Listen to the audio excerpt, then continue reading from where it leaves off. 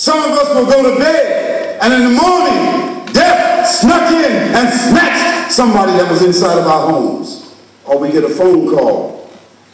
Our mother, our father, our grandmother, our grandfather, our child, our friend, our neighbor, who we saw just yesterday or spoke to, was laughing and talking. Death came that night and snatched him. Malcolm X was a racist, a nationalist, a man who said things about Allah subhanahu wa ta'ala which he had no right to say. Yes, he was a reformed criminal, but even after he was reformed in his conduct, he was still saying things about Allah subhanahu wa ta'ala which he had no right to say, because Malcolm X was jahil. But the man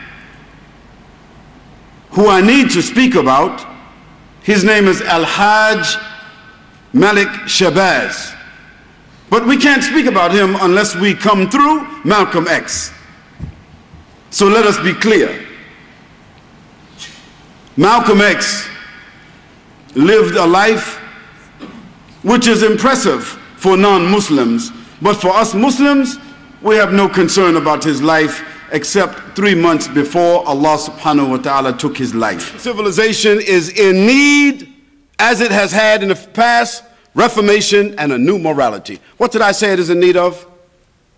Reformation and a new morality. Here comes the Quran.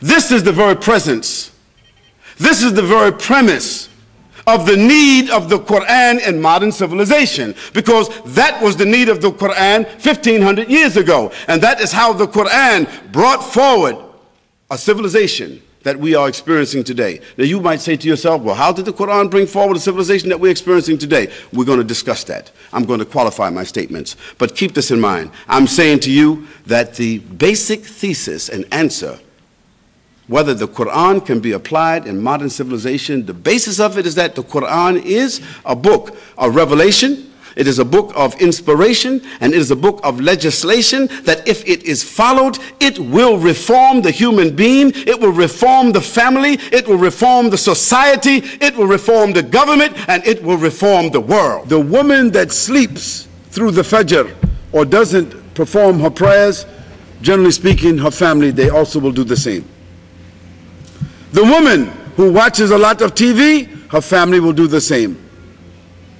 The woman that is selfish, she will raise a selfish family. The woman is the first university. What she teaches the family, in most cases, the family will never unlearn it.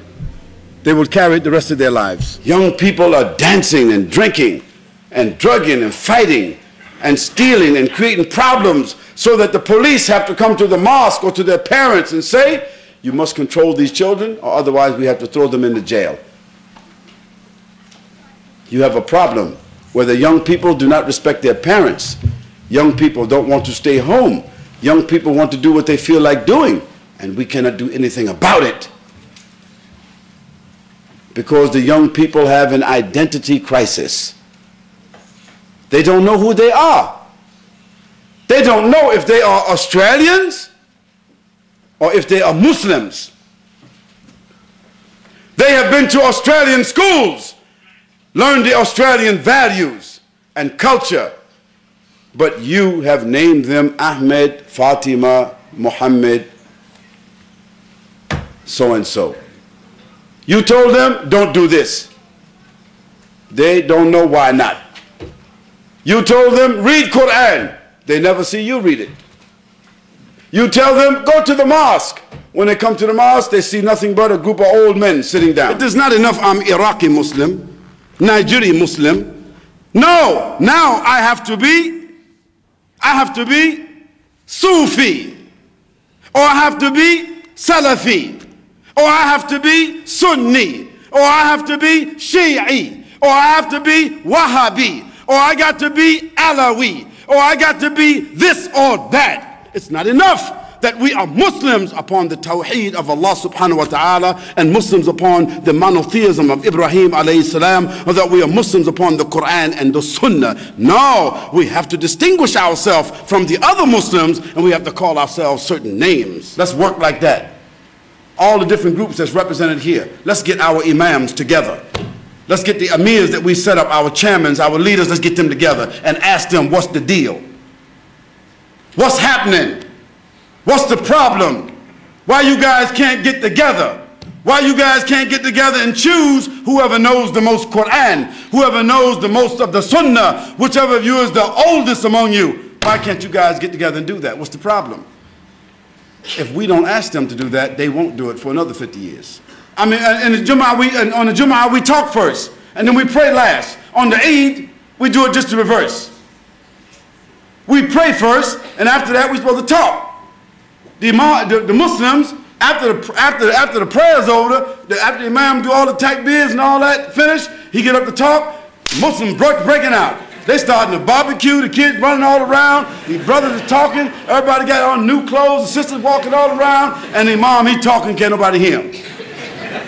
Because the Muslims don't have no respect. If the Khatib of the Muslims had respect, he would tell everybody, everyone sit down. And they would be sitting just like this, and he could deliver to those 4,000, those 5,000 people as he's supposed to, but he cannot. You know, the Arabs, they don't like the Pakistanis. And the Pakistanis, they don't like the Arabs. You know, and the Africans don't like nobody.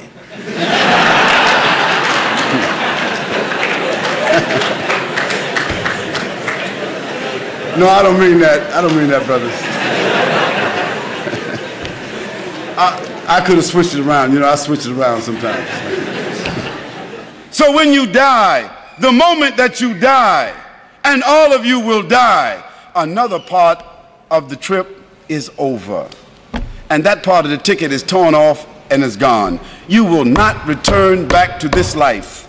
Nobody has. La ilaha